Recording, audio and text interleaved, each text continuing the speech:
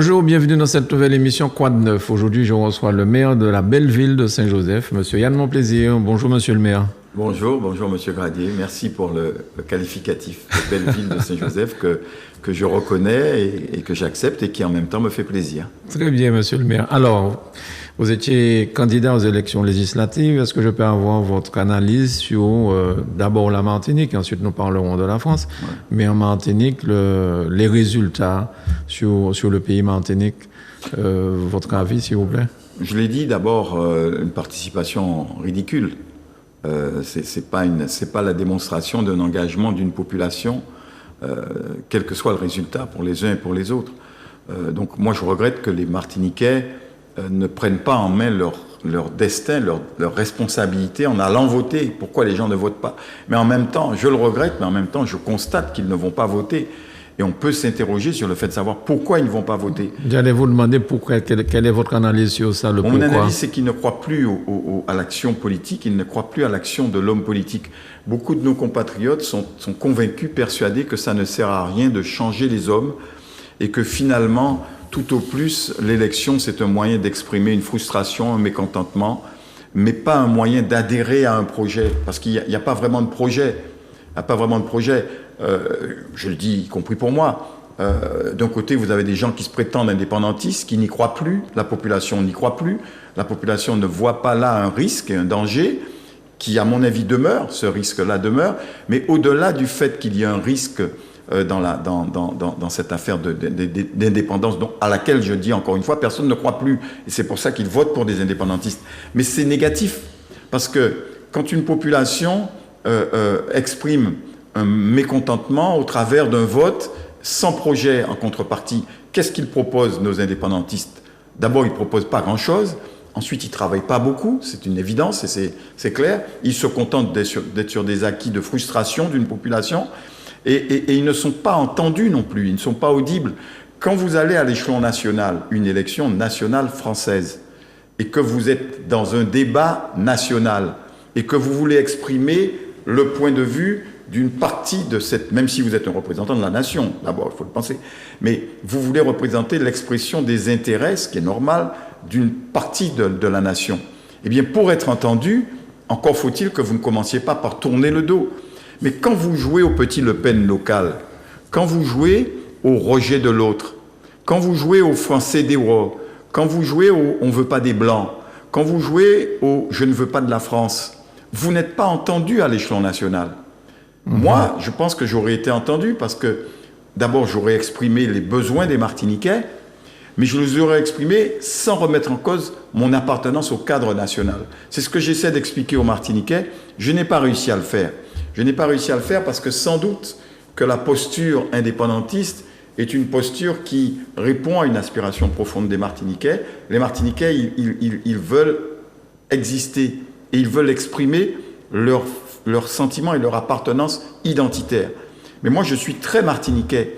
Je suis sans doute plus martiniquais que les autres parce que je suis un Martiniquais fier. Je ne suis pas un Martiniquais qui se complaît, qui s'excuse. Je ne suis pas dans la posture qui consiste à dire « c'est pas de ma faute, c'est parce qu'on n'est pas indépendant que… » Non, moi je dis « nous sommes dans un ensemble national avec des contraintes, avec des pesanteurs, avec des insuffisances, avec des dysfonctionnements, avec des injustices. Tout ça, je le sais. Mais je dis précisément, je veux changer à l'intérieur de ce système. Et pour changer à l'intérieur de ce système, il faut que je fasse des propositions. J'ai fait des propositions sur le pouvoir d'achat. J'ai fait des propositions sur la solidarité. Moi, je suis surpris que des hommes qui se positionnent, entre guillemets, à gauche, n'aient pas une vision, je dirais, juste des choses. Comment peut-on faire supporter aux moins riches le poids du développement économique de notre industrie? Comment peut-on accepter qu'il y ait une disparité de traitement en matière de déplacement? Et quelles initiatives locales peut-on prendre pour forcer l'État à assumer ses responsabilités sans avoir à nous dire « mais commencez par faire quelque chose, je vais peut-être aussi m'inclure et m'engager dans cette démarche ». Non, on se contente de rejeter. On fait comme le fait le Rassemblement national à l'échelon national. On dit, si on n'arrive pas à acheter des terres, c'est parce que les Blancs les achètent, mais qui les vend aux Blancs? Qui les vend? Et est-ce qu'on peut dire de quelqu'un qu'il est blanc ou noir ou jaune ou rouge? C'est ce que fait le Front National, le Rassemblement National, quand il traite les Africains, les Nord-Africains, les Antillais par différence, en disant vous n'êtes pas comme nous. Et ici, vous avez des gens qui se positionnent dans la même démarche, qui consiste à dire vous n'êtes pas comme nous. Et ils sont, entre guillemets, indépendantistes. Mais ils auraient pu s'appeler Rassemblement Martiniquais, c'est-à-dire Rassemblement Martiniquais de nationalistes racistes. Mm-hmm. Et ça vous a étonné le score du Rassemblement National à la Martinique, parce qu'ils sont en train de grimper. Élection après élection, ils en font plus de voix. Ça ne m'a pas... Oui, le niveau m'a étonné quand même, mais ça ne m'a pas vraiment surpris, parce que depuis, comme vous le dites, on les voit monter. Mais ils montent sur la base de quoi? Des mêmes aspirations. Aspirations à dire les autres, c'est la faute des autres, c'est la faute des Saint-Luciens, c'est la faute des Haïtiens, c'est la faute de ceux-là. Et puis, de toute façon, on ne croit plus à rien. On a essayé les uns, les autres. Vous nous racontez des bobards. Vous, les politiciens, vous nous racontez des bobards. Et donc, on va vous jeter avec l'eau du bain. On va jeter le bébé avec l'eau du bain. Je comprends ce désespoir. J'ai été confronté. J'ai parlé avec des gens qui m'ont dit ça. Des gens qui disent non, sorti là, j'ai qui bêtise votre cas dit nous. Non, toute là, c'est même bagaille là. Voilà. Et moi, ce que je leur réponds à ça, alors il y a des gens qui m'ont dit oui, vous avez entre guillemets municipalisé la campagne. Moi, je dis aux gens, jugez les gens sur ce qu'ils font. Mon adversaire dans la circonscription du Nord, il était maire. Oui. Quand il est parti, sa ville était en cessation de paiement. Il a fallu qu'il fasse appel à qui? À l'État pour sauver sa ville. Il a fait un plan quorum. Ça consiste à aller voir l'État et dire est-ce que vous pouvez nous aider parce qu'on est dans la mouise. Bon. Moi, je constate. Moi, j'ai redressé la ville de Saint-Joseph, les Joséphains d'ailleurs, de manière surprenante, dans un grand élan rouge qui a submergé la Martinique. Saint-Joseph m'a assuré de sa confiance. Bon, et je remercie d'ailleurs les Joséphains. Je les remercie. Ils ne sont pas toujours d'accord avec moi sur tout. Évidemment, on ne peut pas être d'accord sur tout. Mais ils constatent. Et moi, c'est ce que je voudrais pour mon pays. J'aime la Martinique. J'aime les Martiniquais. J'aime les Martiniquais debout. J'aime les Martiniquais responsables. J'aime les Martiniquais fiers. J'aime les Martiniquais qui démontrent aux autres que nous ne sommes pas des misérabilistes. Nous ne sommes pas des victimes. J'aimais bien la formule d'un parti d'extrême gauche. Assez plairé, en nullité, mettez-vous debout. Ne vous laissez pas victimiser par des gens qui vous expliquent que vous êtes des victimes d'un système, vous êtes des victimes d'une appartenance nationale, vous êtes des victimes de la France, vous êtes des victimes de l'histoire du colonialisme. Nous sommes des blessés de tout cela. Mais nous ne devons pas être des victimes. Nous devons être des gens debout. Moi, je veux une Martinique debout. C'est à ça que j'appelle. Vous pensez, mais je ne fais pas carrière politique à mon âge. Je sers mon pays. Je sers mon pays. C'est pour ça que les gens sont un peu surpris. Moi, je sers mon pays. Et ma mission, elle est peut-être d'être comme un prédicateur. Je prêche une bonne parole. Je prêche la Martinique que j'aime. Une Martinique fraternelle, où on n'oppose pas les gens les uns aux autres, où on accueille les autres, où on essaie de les intégrer, où on tient compte des réalités, où on est à l'écoute des souffrances et des misères. C'est tout ça que j'essaie de dire. Quelquefois, oui, j'ai l'impression de prêcher dans un désert. Quelquefois, j'ai l'impression de ne pas être entendu. Mais toujours, et jusqu'au bout, je continuerai de prêcher et de dire mes convictions. Parce que je crois qu'à un moment donné, les farceurs qui sont à la fois contre la France, contre le système, et qui baignent dans le système, et qui profitent du système, et qui doucinent dans le système, ces farceurs-là, les Martiniquais vont les démasquer et vont leur demander « donnez-nous des comptes, rendez-nous des comptes ». Et quand ils vont s'apercevoir que les comptes, c'est zéro, eh bien peut-être qu'à ce moment-là, ils deviendront, j'allais dire, plus pertinents dans leur jugement. Il faut juger les gens. N'écoutez pas la musique, écoutez aussi les paroles. Écoutez aussi les paroles, le fond des choses. Et interrogez-vous sur qu'est-ce qu'ils font réellement pour la Martinique. C'est ça la question. Le nouveau Front populaire en France, vous êtes un chef d'entreprise. Ils ont un certain nombre de choses dans leur programme. par exemple, augmenter le salaire. Est-ce que vous pensez que c'est réellement réalisable, ce qu'ils disent, 1600 net tout le monde sait que c'est du bidon. Tout le monde sait que c'est du bidon. Bon, qu'il faille augmenter... Qu'il y ait des injustices, c'est évident. Qu'il faille corriger ces injustices, c'est évident. Pour nous en particulier, il y a une injustice sur laquelle les gens dits de gauche, n'est-ce pas, indépendantistes, ne se penchent pas. Pourquoi est-ce qu'ils ne posent pas la question de la disparité de traitement entre le privé et le public? Pourquoi est-ce qu'ils n'interrogent pas l'État en disant à l'État, vous reconnaissez, vous État, que le coût de la vie est plus élevé dans nos territoires.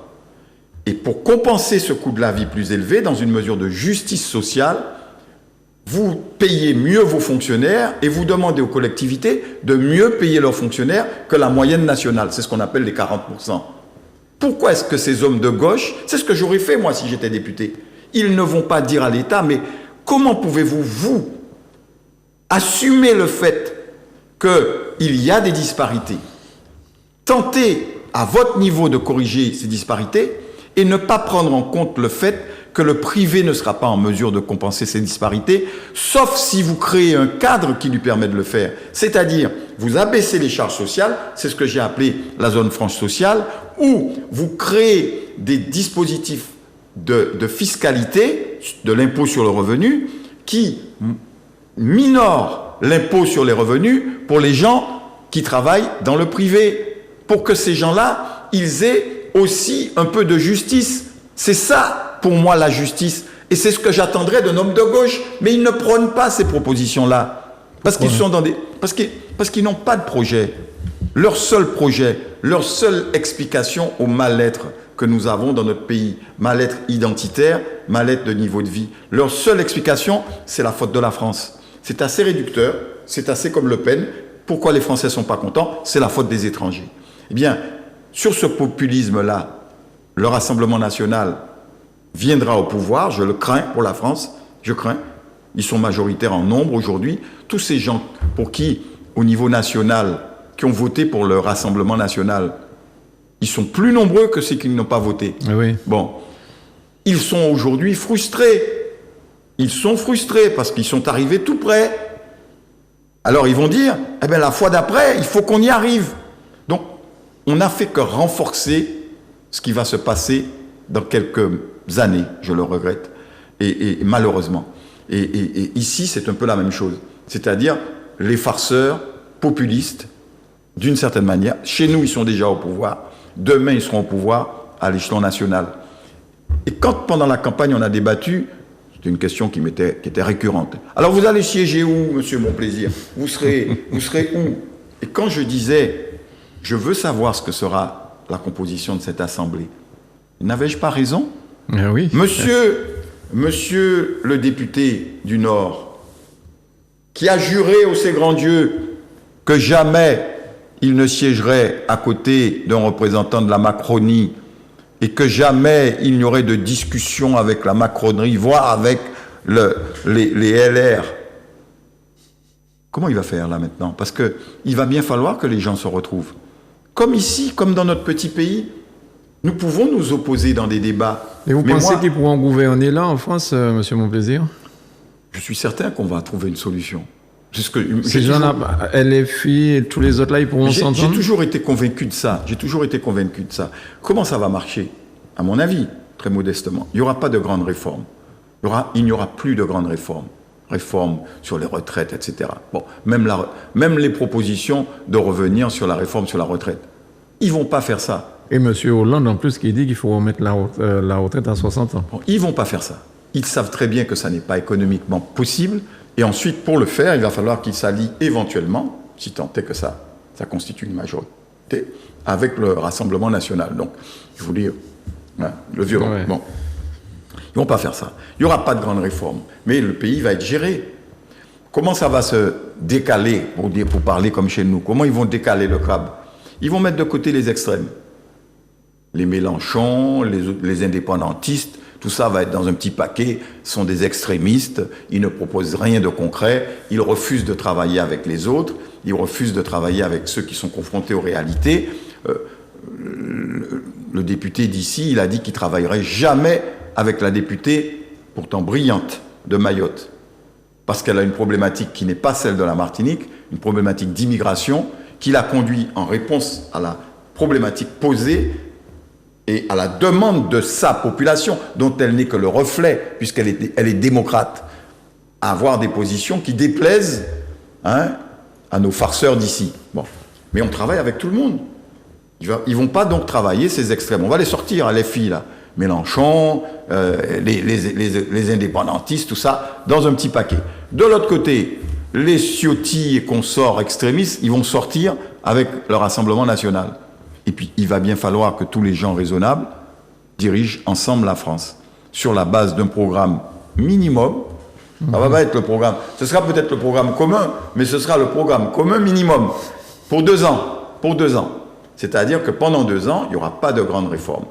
Il y aura une difficulté qui va se poser au moment du vote du budget. Parce que là, le budget, c'est la traduction par les chiffres des orientations politiques.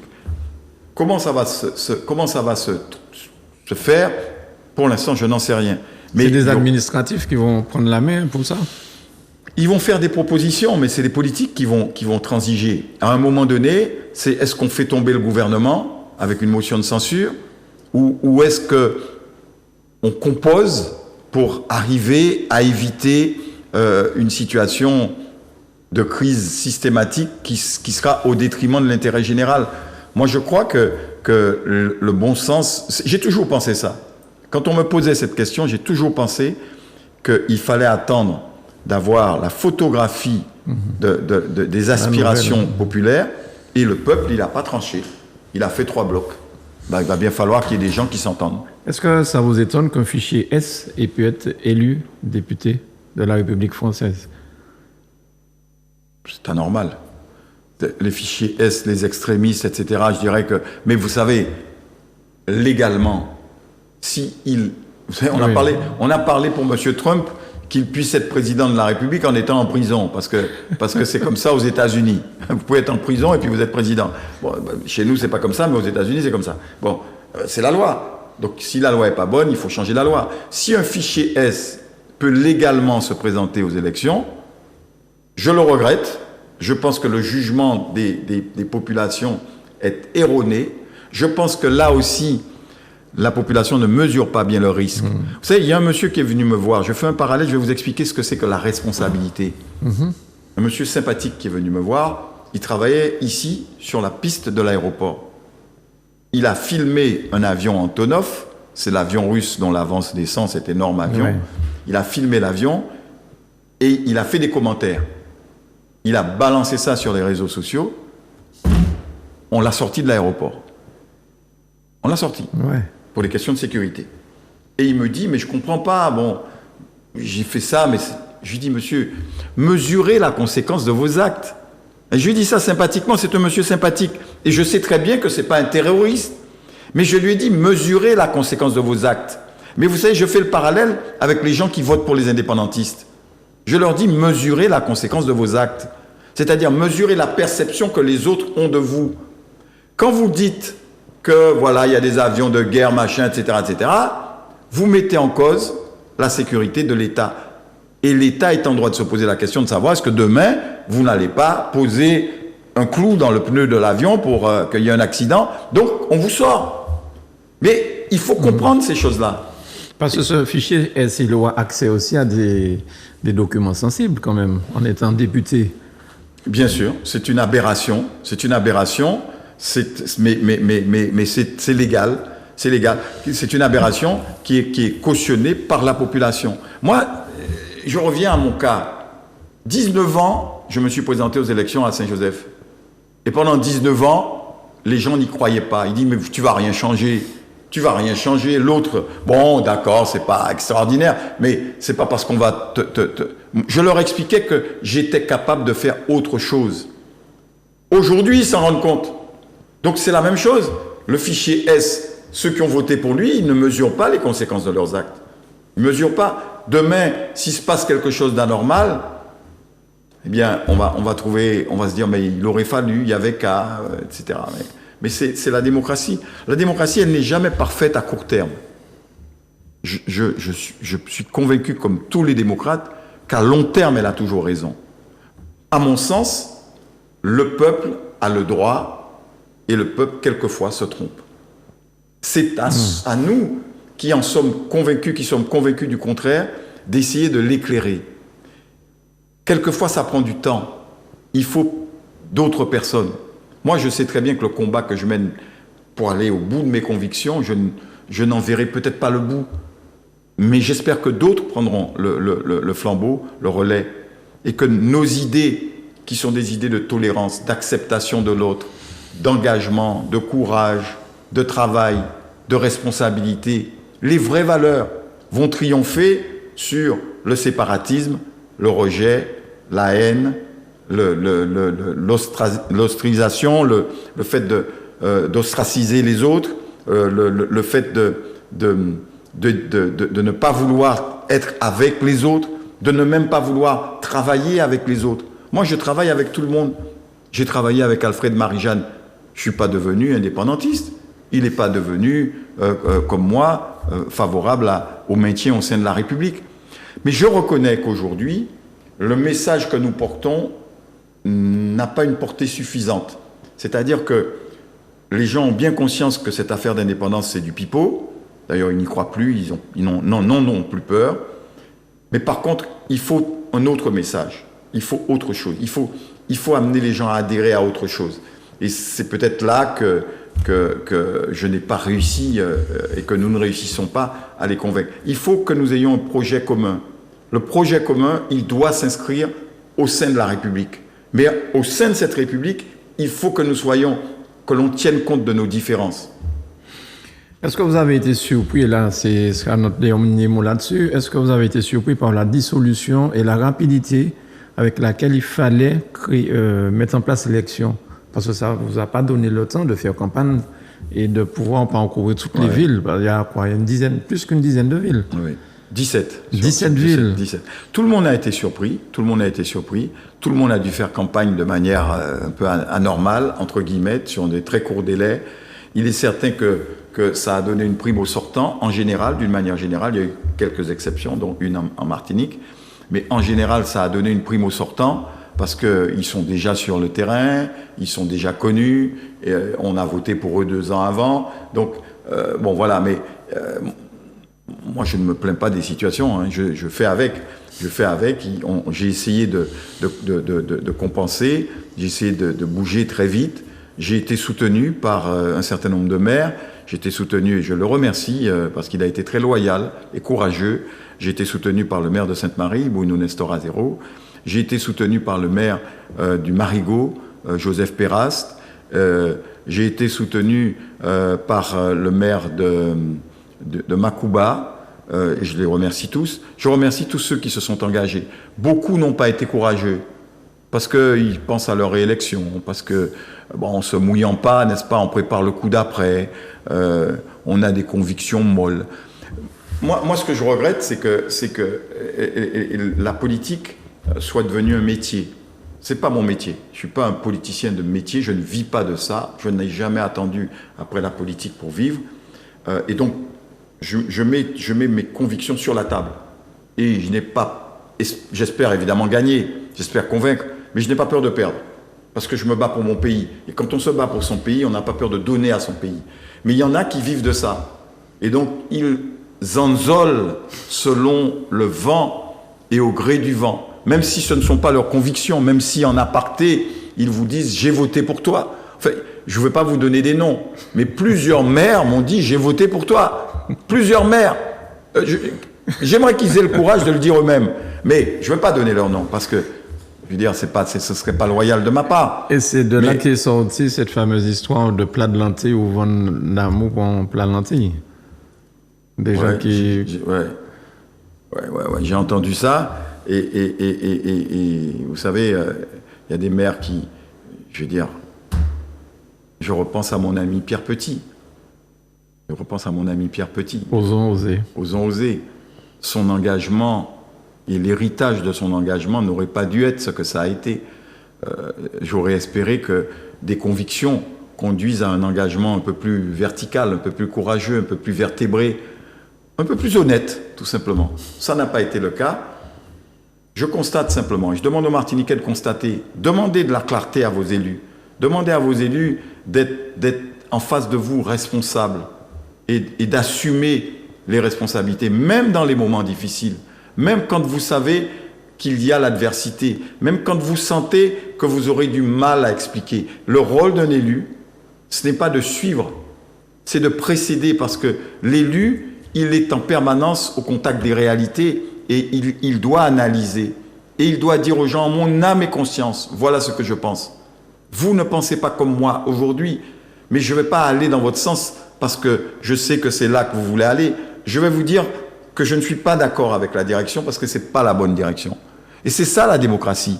La démocratie, c'est pas comme quand vous faites du vélo, de sucer la roue de celui qui est devant et de lui faire protéger votre vent pour que vous arriviez, pas premier, parce que vous n'aimez pas votre pays au point de vouloir qu'il soit premier. Vous l'aimez au point de vouloir qu'il vous permette d'être dans un peloton qui vous permette d'avoir un petit lot de consolation. Eh bien, ce n'est pas mon ambition pour mon pays. Merci beaucoup, monsieur Monplaisir, le maire de la belle ville de Saint-Joseph. Et mais bon courage pour la suite, parce que s'il y a dissolution dans un an, vous repartez au combat. Je n'en sais rien pour l'instant. Si je juge nécessaire de le faire, je le ferai. Et c'est comme ça que je fonctionne. Moi, quand j'ai considéré qu'il fallait que je sois candidat, j'ai été candidat. Je serai candidat autant de fois qu'il faut, autant de fois que mes convictions me conduisent, pour essayer de faire comprendre à la population. Et sans prétention. C'est le rôle d'un responsable politique, selon moi. Ce sont mes valeurs. Donc oui, si ça implique que je le sois, je serai candidat. Merci, monsieur Monplaisir. Merci, Manuela, pour la réalisation. Merci à vous chez vous. Bonne journée sur Zouk TV.